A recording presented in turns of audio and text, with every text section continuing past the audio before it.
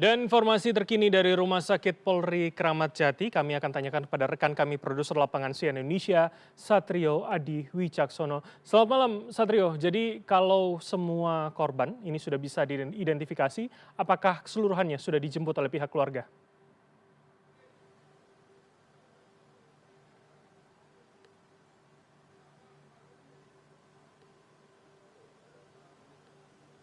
Ya, selamat malam Bram. Saat ini situasi di Rumah Sakit Polri Kramat Jati, Jakarta Timur adalah proses penyerahan jenazah seluruh korban meninggal dunia akibat kebakaran di gedung Teradron di kawasan Cempaka Baru, Kemayoran, Jakarta Pusat kemarin.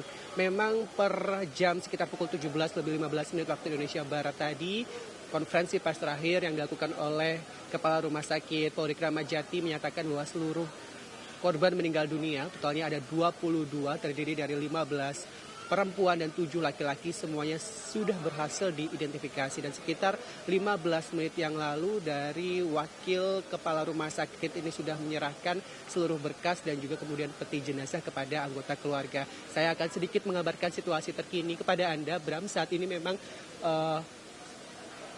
maksud kami ambulan ataupun mobil jenazah sudah berderet-deret keluar dari ruang instalasi kedokteran forensik di Rumah Sakit Polri Kramat Jati yang membawa keseluruhan jenazah yang sudah berhasil diidentifikasi. Memang ada 3 kali proses identifikasi yang diikuti oleh proses rekonsiliasi ataupun penyerahan jenazah, di mana proses identifikasi pertama dilakukan pada kemarin malam yang berhasil mengidentifikasi 3 korban meninggal dunia.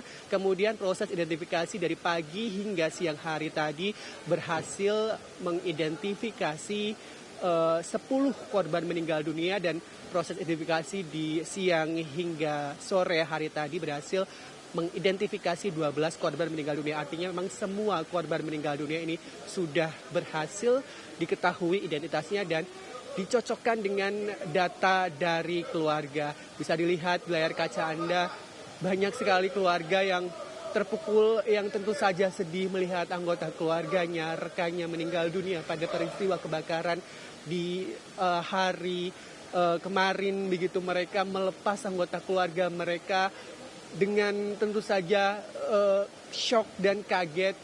Kemarin anggota keluarga mereka masih izin untuk bisa berangkat bekerja, namun pada malam harinya para korban meninggal dunia ini ditemukan secara naas di sebuah ruko berlantai 7 di kawasan Cempaka Baru, Jakarta Pusat tersebut.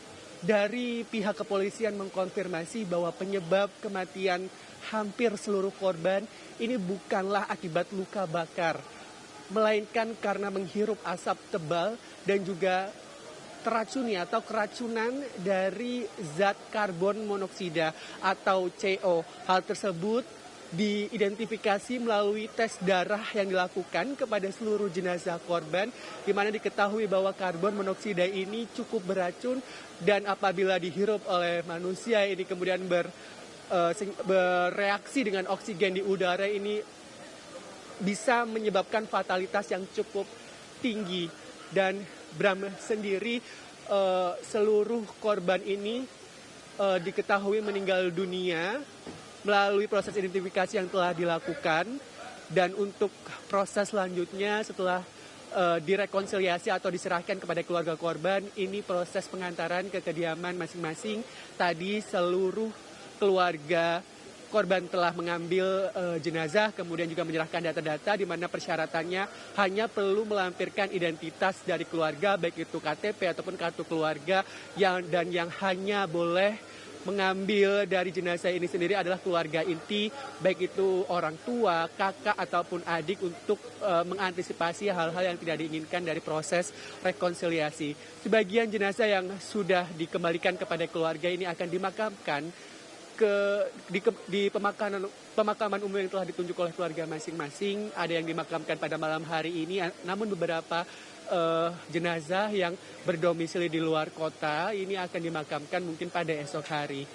Di Rumah Sakit Polri Kramat Jati, Jakarta Timur ini bisa dilihat memang tidak hanya keluarga saja yang turut mengantar para jenazah, namun ada juga sebagian rekan-rekan karyawan yang berhasil diselamatkan pada peristiwa kebakaran pada hari Selasa kemarin tanggal 9 Desember 2025. Dan tentu saja ini menjadi pelajaran bagi kita semua untuk mengetahui bagaimana aspek keamanan dan juga kelayakan sebuah bangunan, yaitu ruko ataupun rumah toko. Dan harapan-harapan yang kami dengar tadi dari keluarga yang sempat kami wawancara adalah untuk proses